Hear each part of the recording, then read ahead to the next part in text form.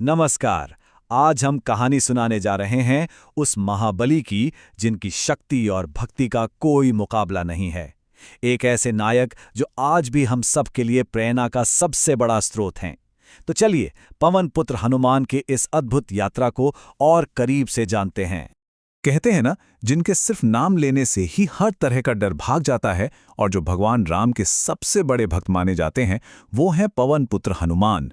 लेकिन उनकी कहानी सिर्फ बेहिसाब ताकत की नहीं है, बल्कि उस ताकत को सही मकसद देने वाले अटूट विश्वास और निस्वार्थ सेवा की भी है।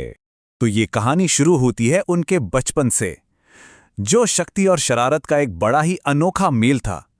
उनका जन्म हुआ था माता अंजना और केसरी के घर, लेकिन उन्हें पवन देव का पुत्र भी माना जाता है और बस इसीलिए उनका नाम पड़ा पवन पुत्र। बचपन से ही हनुमान जी जितने शक्तिशाली थे, उतने ही शरारती भी थे। आप सोचिए जरा, एक बार तो उन्होंने उगते हुए सूरज को एक पका हुआ फल समझ लिया और उसे निगलने के लिए सीधे आसमान में उड़ गए। उनकी इस अद्भुत और बेखौफ शक्ति को देखकर तो भाई देवता भी हैरान रह गए थे। अच्छा, इस घटना के बाद तो देवताओं ने उन्हें कई असाधारण वरदान दिए। जैसे इंद्रदेव से वरदान मिला कि वज्र भी उन पर बेअसर होगा, ब्रह्मा जी से अमरता का वरदान मिला और शिवजी से मिली असीम शक्ति। लेकिन यही असीम शक्ति उनकी शरारतों के कारण एक श्राप की वजह भी बन गई। हुआ ये कि ऋषियों ने उन्हें श्राप दे दिया कि वे अपनी सारी दिव्य शक्तियां तब तक भूले रहेंगे जब तक कोई उन्हें फिर से याद न दिलाए। और यहीं से उनके जीवन का सबसे जरूरी अध्याय शुरू होता है, रामदूत के रूप में लंका की ओर उनका ऐतिहासिक सफर।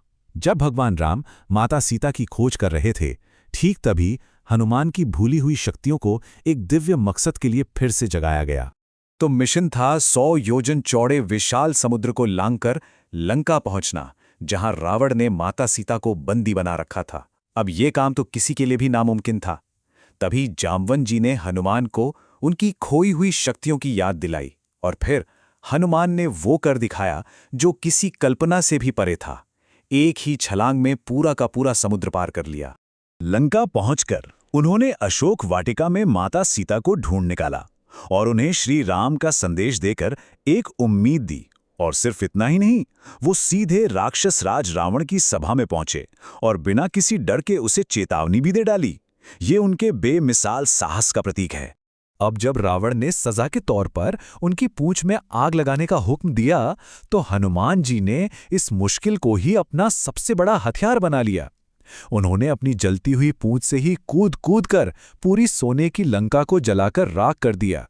ये घटना उनकी बुद्धि और शक्ति दोनों का क्या जबरदस्त उदाहरण है। हनुमान जी सिर्फ एक योद्धा नहीं थे, बल्कि वो संकट मोचन भी थे, मतलब संकटों को हरने वाले। उनके जीवन के इस हिस्से में हम उनकी निस्वार्थ सेवा और सच्ची भक्ति की गहराई को देखते हैं, जहां उन्होंने अपनी शक्ति का इस्तेमाल सिर्फ दूसरों के लिए किया। युद्ध के दौरान की बात है, जब लक्ष्मण जी मेघनाद के बाढ़ से मूर्छित होकर लगभग मृत्यु के करीब पहुंच गए। तब उनकी जान बचाने का बस एक ही उपाय था, हिमालय पर मिलने वाली संजीवनी बूटी। समय बहुत कम था और चुनौती बहुत बड़ी। हनुमान जी फौरन हिमालय के लिए उड़ चले, लेकिन जब वहां पहुंचकर वो सही बूटी को पहचान नहीं पाए, तो उन्होंने एक पल भी नहीं गंवाया। वो पूरा का पूरा द्रोणागिरी पर्वत ही उठा लाए।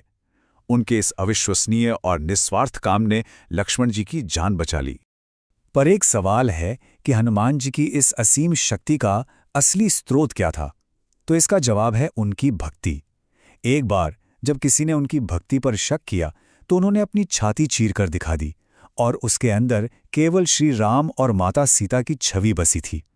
असल में उनकी सारी शक्ति उनकी भक्ति से ही आती थी।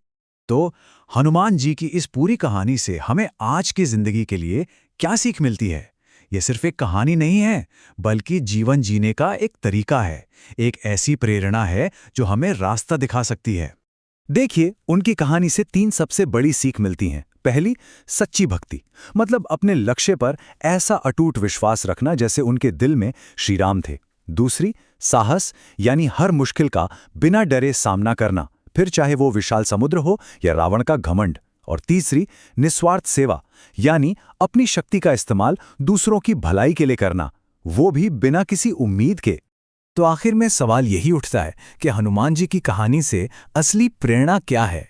क्या वो उनकी बेहिसाब शक्ति है या फिर उनका वो अटूट विश्वास जिसने उस शक्ति को एक सही दिशा दी? इस पर सोचना वाकई में बहुत दिलचस्प है। जय श्री राम।